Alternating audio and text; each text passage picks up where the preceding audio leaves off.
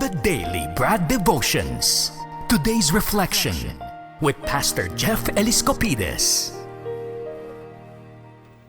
Pastor Jeff, finally Huwebes na ang, of course, araw na ito. Very excited tayo dahil bukas, Friday na. Pero bago ang lahat, syempre magandang balita muna. Mukhang bagong background mo, Pastor.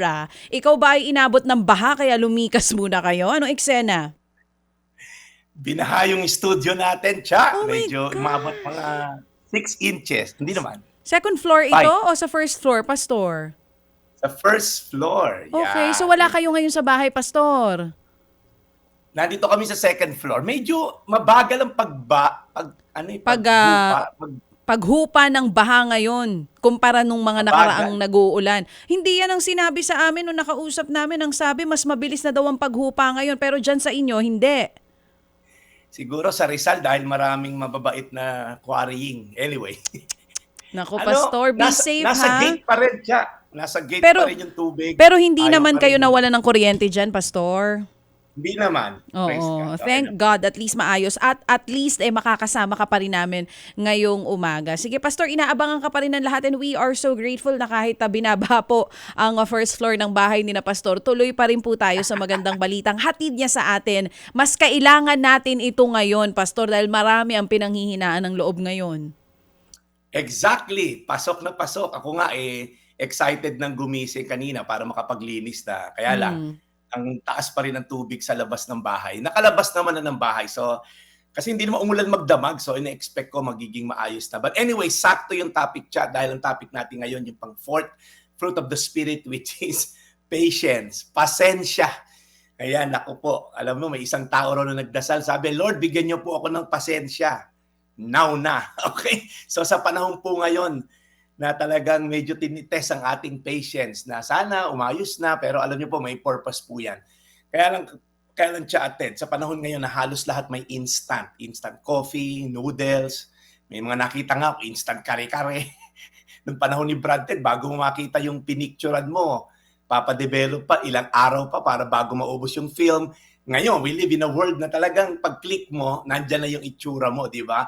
So, nabuhay po tayo sa ganun na pwedeng makuha lahat instant, humigsi pasensya ng mga tao. I mean, sino po ba rito parang hirap na hirap kang maghintay? Kasi feeling natin minsan, waiting time is a wasted time. Right? Kaya nagbu-multitasking tayo, na-apply natin ito sa maraming aspeto. Kaya lang, focus lang ako ngayon yung aspeto ng pag-asenso. Minsan gusto nating maging successful instantly, di ba? So, gusto natin mas maraming kitaan sa maiksing panahon. So, nangyari po, either mabiktima tayo ng scam, dahil gusto mo agad kumita, na-scam ka, o di kaya, kumita na mabilisan na paraan. Minsan, nako-compromise na yung ating integridad para lamang mapadali ang ating pagyaman. Hindi natin minsan alintana na pariwara na pala tayo ng landas para lamang guminhawa ang buhay. Sabi po sa mga awit 37, versikulo 7, sa harap ni Yahweh ay pumanatag ka, maging matiyagang maghintay sa Kanya. Huwag mong kainggitan ng gumiginhawa sa likong paraan, umunlad man sila. Medyo matindi to, pumanatag daw po tayo at matiyagang maghintay sa timing ni Lord. Parang isang magsasakayan siya at Ted, matiyagang naghihintay na umusbong yung butil ng palay na tinanim niya. Kasi alam niya, may season ng pagtatanim. Gayon din, may season din yung pag-ani. Hindi mo pwede siyang madaliin. Sa kanyang pagsisipag, mabibiyayaan din yung maganda niyang ani eventually dahil sa kanyang paghihintay. Hindi po tulad na isang nagmamadali, sinugal yung pera, umasa sa tsamba, madaling kitaan, ayun, adik na, pabarya-barya lang sa una, ngayon, gumon na, sugapa na sa pagsusugal. So, wala pong blessing na madalian. Kung gusto niyo madalian, hindi na de-develop yung muscle of faith to trust in God. Kaya po, lalo na pag illegal at immoral ang pamamaraan ng pagyaman, ako, hindi po i-bless ni Lord yan.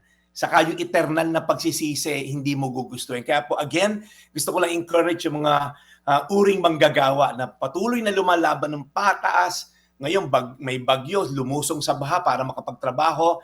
Tiyaga-tiyaga lang po. Basta tayo lumaban ng pataas, si Lord nakikita ang ating pagtiyatyaga. Mga awit 37:7, sa harap ni Yahweh, pumanatag ka. Maging matiyagang maghintay sa Kanya. Huwag mong kainggitan ng gumiginhawa sa likong paraan, umunlad man sila.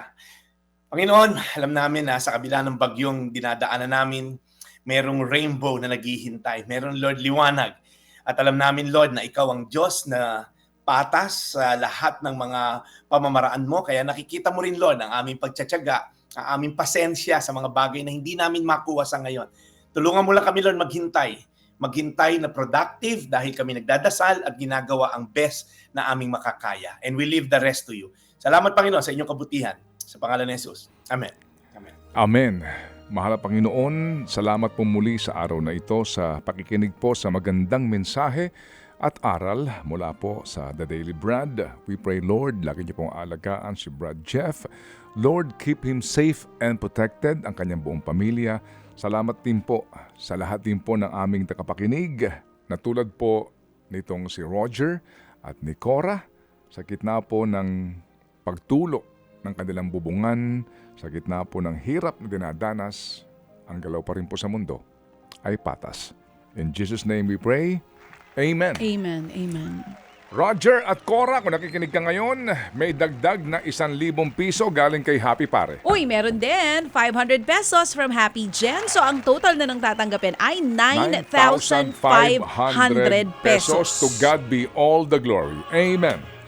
So, salamat Happy Pare sa nakikinig ngayon. Happy VG, good morning! And God bless you more. At kay Happy Daddy, Daddy, good morning and thank you. Happy Anonymous, sir! Mabuhay ka. Okay, Brad. Thank you. Sige, so Brad, ano ka na? Handa na ba yung mga mga map mo dyan? Lahat ng mga... Malinis. Ha? Ready na, Brad Ted. Although hindi kasi makalabas ng village dahil lubog pa nga. Oo. Ang sabi ni Pastor kanina, baby, ang tagal daw humupa ng baha. Medyo iba daw ngayon. Nagulat daw sila. Parang ang tagal. Sabi niya kanina sa akin, ganun. Oh, Brad, sa Vista Verde hanggang dibdib pa sa main gate. So, Something's wrong, right? Yes. Something there is- is wrong here. Something is terribly wrong. Brad Ted, hindi umulan magdamag. See? Parang 3 inches lang bumaba. So, parang nakakaasar, di ba?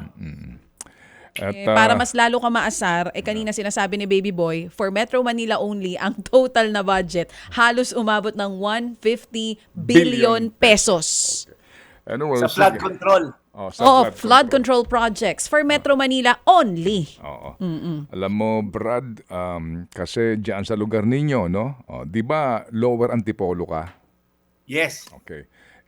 Saan ba nanggagaling ang tubig nyo? So, sa Higher Antipolo. Hindi naman nanggagaling ng Pasig River yan eh. Hindi naman nanggagaling ng Marikina River yan eh. Galing yan sa Upper Antipolo. Dahil nga din sa walang patumangga ang paggamit ng kabundukan at kalupaan, kaya yung kailugan dyan sa inyong mga lugar, pababaw ng pababaw. Yun eh. Kaya nag-overflow. Opo, kasi nga wala po tayong land use policy. Yan ang sinasabi po kanina din ni Secretary Solidum. Ang Sige. sinasabi ni Sec Okay. Solidum, matagal nang gustong isulong siya mismo itong National Land Use Act. Pero wala Pastor. Yan ang isa sa mga ipagdasal natin. Oo. Na sana maipasa na. Hanggat maaga Alam pa. ko na. Oo. Hanggat May solusyon dyan, Brad Ted. May solusyon. Ano? Lilipat na lang ako sa upper. Matalino. Matalino to. Kasi nga galing daw sa upper. Pero pag nasa upper ka, you can't go lower.